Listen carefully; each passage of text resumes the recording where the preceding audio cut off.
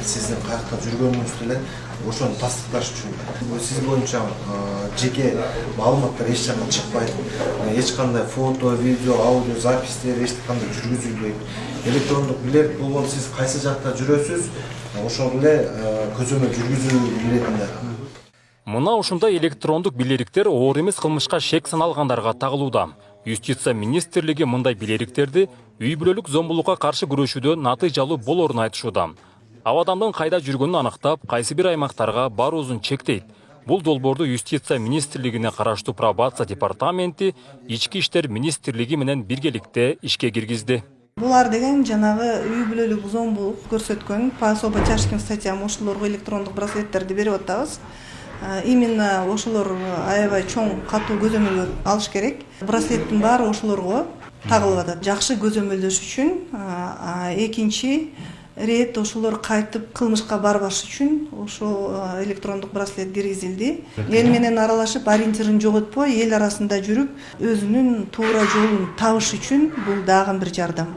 Электрондук билеріктер Талас облусу боюнча 7 пробация кардарына тагылды.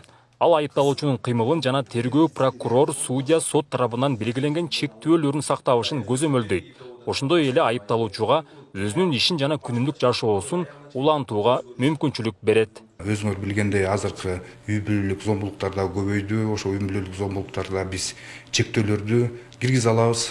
Кайсы жерге барыш керек, кайсы жерге барбаш керек. Эгерде ошондой бир зомбулук болуп атса, аялына, үйүнө жакындап баратса, ошондо бизге маалымат келет. Биз ошондо кандайдыр бир шарттардын негизинде ошо иш-чараларды өткөзүп, бир кылмышты кылтырбоого, же болбосо аялын барып зомбулук көрсөтпөөгө көрсөтүлгөн бул иш-чаралардын бири. Эң негизи бул Талас облусунун баардык райондоруна кирилип атат. Дагы бир электрондук көзөмөлдөө ыкмасы катары мобилдик тиркеме иштелип чыккан. Аны да адистер Таластагы шектүүлөрдүн телефондоруна орнотуп беришти. Бул менен мониторинг кылып туруу эң ыңгайлуу экендигин пробация кызматкерлери түшүндүрдү.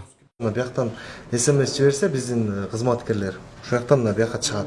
Эгер пройти идентификацию деген бул рандомно келип турат да. Сизге деген күнүнө 3 жолу келип турат. Может 2 саат сайын келет, может 5 саат сайын келет, может 3 саатта бир келет. Келгенде мына пройти идентификацияны басасыз. Анан басып телефонуңузду түз кармаңыз, өйдө Окуңуз астын. Onu окуп, ушу менен кылыңыз. Азып налево дейт. Сол жакка кичине башыңызды. Сол жакка.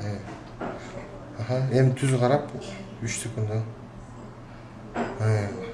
Идентификация өттү. Значит, ушундай болуп бериш керек. Эгер бул идентификацияны өтпөй калса, бул жакка деген тревога келет. Эмели белгиленген чектен чыгып кетти же идентификацияны өтпөй калды деп бизге өзү тревога келип турат. Биз ошого ылайык уже бияктын кураторлоруна, ошо өзү бияка калтырган телефон номерлерине, жакын номерлерине чалып, ошону эмесин билип турабыз да. Эмне себептен андай кылгандыгын. Жалпы жолунан электрондук тиркеме менен билеріктер Талас облусу боюнча 15 пробация кардарына орнотулду. Белгилей кетсек, аталган долбоор министрлер кабинетинин төрагасы тарабынан демилгеленип ишке ашууда.